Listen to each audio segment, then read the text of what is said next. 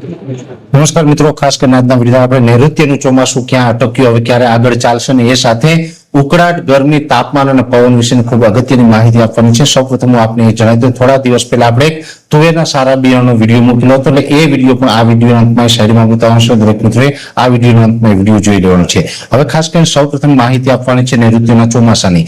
જેવી રીતે 8 જૂન 2026 રોજ નૈઋત્યનું ચોમાસું છે એ મહારાષ્ટ્ર પહોંચીને અટકી ગયું હતું, એ આજની તારીખ એટલે કે 12 જૂન 2026 રોજ પણ હજુ અટકેલું છે. આજે જે લાસ્ટ અમારું જે પ્રિડિક્શન છે એ મુજબ ચોમાસું 8 તારીખ પછીથી 1 ઇંચ પણ આગળ નથી ચાલ્યું અને ચોમાસું અત્યારે અટકાયેલું છે. ઘણું બધું નબળું પણ પડ્યું છે.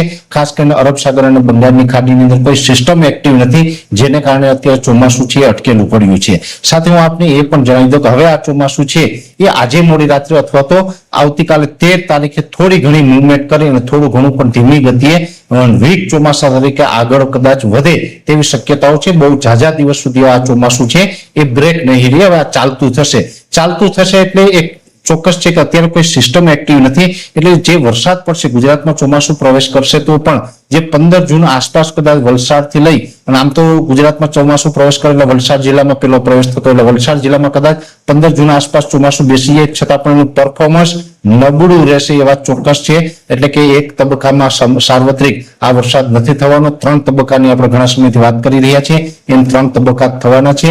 એટલે 15 તારીખ આસપાસ અમુક વિસ્તારમાં, બાકી 22 થી 25 વધારે વિસ્તારનો વારો આવે એ પ્રકાર ચોમાસું આગળ વધવાનું છે. સાથે હું આપને એ જણાવી દઉં કે અત્યારે જોવા જઈએ તો ગરમી, ઉકળાટ અને તાપમાન છે એ પણ આપણે અસહ્ય રીતે પરેશાન કરી રહ્યા છે. જેની અંદર તાપમાનની વાત કરવા જઈએ તો એવરેજ અત્યારે 36 થી 38 ડિગ્રીની રેન્જમાં તાપમાન ચાલી રહ્યું છે.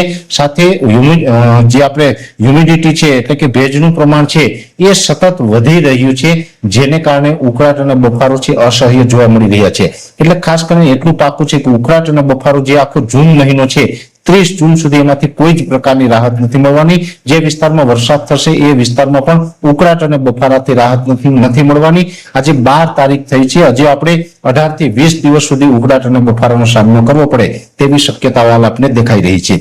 બીજી વાત છે પવનની વાત કરવા જઈએ તો અત્યારે સામાન્ય કરતા પવનની ઝડપ વધારે છે. અત્યારે આમ જોવા જઈએ તો 12 થી 15 કિલોમીટર પ્રતિ કલાક પવન હોવું જોઈએ, એની જગ્યાએ અત્યારે 25 થી લઈને 27 કિલોમીટર પ્રતિ કલાકની ઝડપે પવન ફૂંકાઈ રહ્યા છે. અને ગસ્ટિંગ છે, ઝટકાના પવન છે એ ક્યાંય ને ક્યાંય 30-32 સુધી પહોંચી રહ્યા છે. એટલે પવનની ઝડપ છે એ ખૂબ વધારે છે. અને ગુજરાતની અંદર જ્યાં સુધી ચોમાસાનો પ્રવેશ ન થાય ત્યાં સુધી આ પવનની ઝડપમાં ઘટાડો થવાની પણ સંભાવના ઓછી છે. એટલેમાં પવનની ઝડપ થોડીક વધારે જોવા મળે તેવી શક્યતાઓ છે. એટલે ખાસ દરેક મિત્રોએ આ વસ્તુની નોંધ લેવાની છે.